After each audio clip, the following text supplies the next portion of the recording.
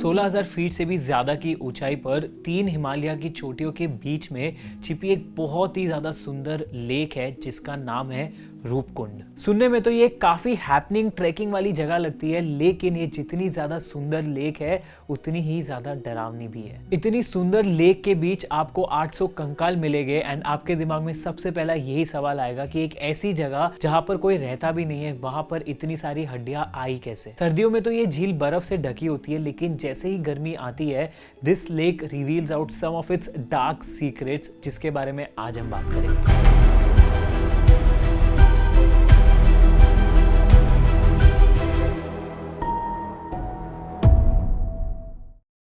साल 1942 में एक फॉरेस्ट गार्ड जब हिमालय की चोटी चढ़ रहा था, तब रास्ते में उसका पैर पड़ा एट द रूपकुंड लेक और वहां पर उसने जो देखा वो देखकर उसकी आंखें फटी की फटी रह गई, बिकॉज ही सॉ हर तरफ वहां पर सिर्फ कंकाल, हड्डियां और स्कल्स थे और कुछ जगहों पर तो फ्लैश भी थे। मानो ऐसा लग रहा था कि इस लेक ने कई सालों से इन सारी चीजों को अपने अंदर समेट कर रखा है। सिर्फ उस लेक के अंदर ही नहीं बल्कि चारों तरफ फैली बर्फ में भी उसको सिर्फ हड्डियां और स्कल्स दिख रही थी। अब ये सारी बातें सुनकर आपके दिमाग में जो सवाल उठ रहे, वही सवाल उस फॉरेस्ट गार्ड के दिमाग में भी उठ रहे थे। एग्जैक्टली क्या हुआ था 5000 मीटर की इस हाइट पर इस लेक में? क्या यहाँ पर कोई वॉर हुई थी? क्या यहाँ पर कोई नेचुरल डिजास्टर हुआ था? ऐसे ही कई सारे सवालों का जवाब आगे हम जानेंगे। इसके पीछे कई सारी कहानियां हैं, लेकिन जो सबसे इंटरेस्टिंग कहानी है जिसका जिक्र हिमालयन फोक सॉन्ग्स में भी किया गया है, तो कहानी ये है कि कई सेंचुरीज पहले कनौज के राजा जैसदवाल हिमालय में स्थित नंदा देवी मंदिर के दर्शन करने गए थे अपनी बीवी के साथ, जो कि उस समय प्रेग्नेंट थी। वो यहाँ अपनी प्रेग्नेंट वाइफ के साथ गए थे, ये जानते हुए भी कि ऐसे हालातों में ऐसी जर्नीज करना रेकमेंडेड नहीं है। एक रात रूपकुंड लेक के बैंक्स पर उन्होंने अपना टेंट लगाया, वहां पर लड़कियों का नाच भी हुआ और इसी के साथ साथ कुछ ऐसी चीजें हुई जिसकी वजह से ऐसा कहा जाता है कि नंदा देवी, जो पार्वती माँ का एक रूप है, वो गुस्सा हो गई। ऐसा कहा जाता है कि उनके गुस्से का बांध तब टूट गया जब राजा की बीवी ने वहीं पर अपने बच्चे को जन्म दे दिया और उस पवित्र जमीन को अपवित्र कर दिया। नंदा देवी ने गुस्से में आकर उस रीजन में अपना प्रकोप दिखाया और वहां पर एक ऐसा बर्फीला तूफान आया जिससे राजा, उसकी पत्नी और वहां पे मौजूद सारे ही लोग बर्फ के अंदर हमेशा के लिए दफन हो गए। जैसे जैसे साल बीतते गए वैसे वैसे इनकी बॉडी डीके होने लगी and slowly it float down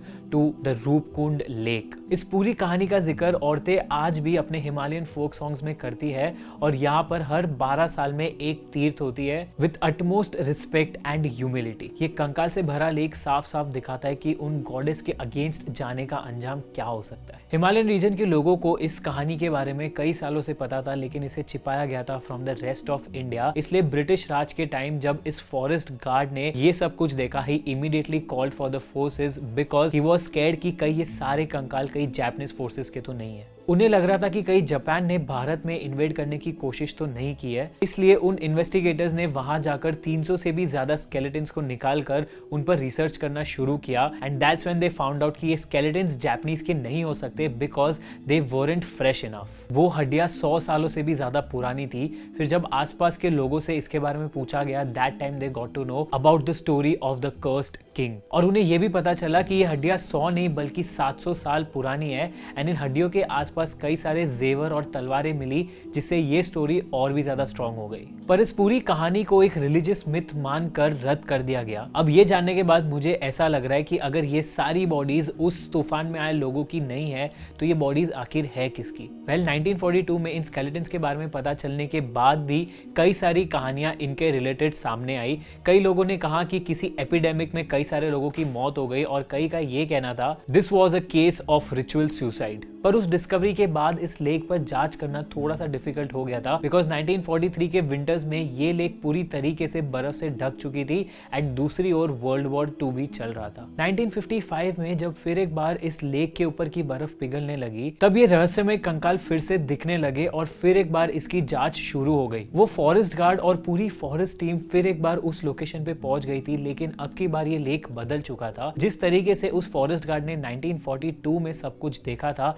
अब वहां पर कई हद तक सारी हड्डियां कम हो चुकी थी और कई सारी हड्डियां जो पहले एक साथ थी वो स्कैटर हो चुकी थी। लेकिन कैसे? ये सुन के वो फॉरेस्ट गार्ड और पूरी टीम को एक धक्का सा लग गया था, because now they were scared कि कहीं उनके पैरों तले जमीन ना खिसक जाए। उनको एक चीज के बारे में तो पता चल गया था कि रूपकुंड में मौजूद ये सारी हड्डियों की जांच करना इजी नहीं होगा, लेकिन फिर भी उन्होंने गिव अप नहीं किया और वहां से कुछ हड्डियों को लेकर एक यूनिवर्सिटी में भेज दिया फॉर फर्दर इन्वेस्टिगेशन। अब कई सालों बाद जब साइंस आगे बढ़ चुका था और कई सारी एडवांसमेंट आ चुकी थी, तब इन हड्डियों की एज जानने के लिए बहुत सारे साइंटिस्ट ने इन पर कई अलग अलग रिसर्चेस की, जैसे कि कार्बन डेटिंग, जो एक रेवोल्यूशनरी टेक्निक है। हम ह्यूमंस हमारे पूरे जिंदगी में कार्बन कंज्यूम करते हैं as a part of our environment, और मरने के बाद कार्बन 14 नाम का एक नेचुरल कार्बन हमारे बॉडी में अभी भी होता है और वो स्लोली डीके करता है जैसे हमारी बॉडी की एज बढ़ती जाती है। साइंटिस्ट यही स्टडी करते हैं कि वो कार्बन कितने सालों से डीके हो रहा है, जिससे उन हड्डियों का एक अप्रॉक्स एज जाना जा सके। रिसर्च के बाद ये पता चला कि वो सारी हड्डियां जो रूपकुंड लेक में मिली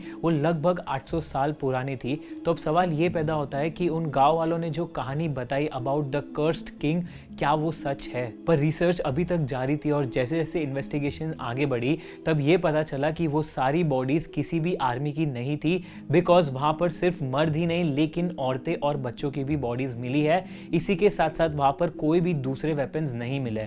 अब आप ही सोचो, अगर कोई आर्मी वहां पर होती तो वेपन्स होना तो लाजमी है। अब तक सारे लोग नंदा देवी के हेल स्टॉर्म की कहानी को सच मान रहे थे, लेकिन इन द फर्दर इन्वेस्टिगेशन कुछ और बातें पता चली। साइंटिस्ट ने ये ऑब्जर्व किया कि वहां पर सिर्फ कुछ ही स्कल थे जिसके अंदर हेल यानी कि बर्फ था, बाकी सारे ही स्कल्स इंटैक्ट थे, मानो कि उनकी मौत हेलस्टॉर्म की वजह से नहीं लेकिन किसी और वजह से हुई हो। ये सभी के लिए काफी शॉकिंग बात थी और अब सबसे बड़ा सवाल उठ रहा था कि रूपकुंड लेक के पीछे का आखिर राज था क्या, एंड क्या कभी इस राज के बारे में किसी को पता चलेगा। लेकिन 1978 में विलियम सैक्स नाम के एक अमेरिकन जो बनारस हिंदू यूनिवर्सिटी में अपनी पढ़ाई पूरी करने आए थे, उन्हें इस लेक के बारे में पता चला तो उन्होंने अपने क्लासमेट्स के साथ एक टूर गाइड को हायर किया and they went to this lake. जैसे ही उन्होंने वहां कदम रखा, वहां पर इतना ज्यादा कोहरा था कि वो एक दूसरे को देख ही नहीं पा रहे थे और जम जाने के डर से उन्होंने वापस आने का फैसला ले लिया। इस इंसिडेंट के बाद विलियम्स ने भी एक चीज बिलीव कर ली थी जो कोई भी वेस्टर्न साइंटिस्ट नहीं बिलीव कर रहा था,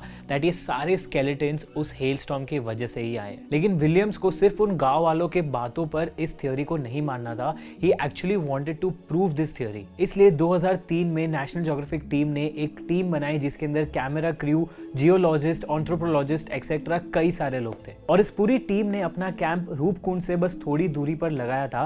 पहले के 2 दिन तो काफी ज्यादा मुश्किल गए थे, लेकिन तीसरे दिन उनके हाथ में कुछ ऐसा लगा जिससे ये मिस्ट्री ऑलमोस्ट पूरी तरीके से सॉल्व हो चुकी थी। उन्हें कॉपर रिंग्स, कई ग्लास पीसेस और एक म्यूजिकल इंस्ट्रूमेंट मिला और उसी वक्त उस साइट पर उन्होंने पहला वेपन डिस्कवर किया, एन आयरन स्पीयर। ये सब तो ठीक है, लेकिन लेक के किनारे एक पत्थर के नीचे उन्हें एक स्टिकी सब्सटेंस मिला जिसको देखकर पहले तो ये लगा कि शायद वो किसी एनिमल की डेड बॉडी है, लेकिन बाद में पता चला वो एक इंसान की लाश है जिसके बोन्स पर अभी भी फ्लैश था। जब साइंटिस्ट ने इसका कार्बन डेटिंग किया तब ये पता चला कि ये बॉडी लगभग 800 साल पुरानी है और ये भी पता चला कि इन सारी बॉडीज की डेथ एक ही टाइम पर हुई थी। तीसरी बात जो रिसर्च में सामने आई वो बहुत ही ज्यादा शॉकिंग थी, वो ये थी कि ये बॉडीज 2 ग्रुप्स में डिवाइडेड थी।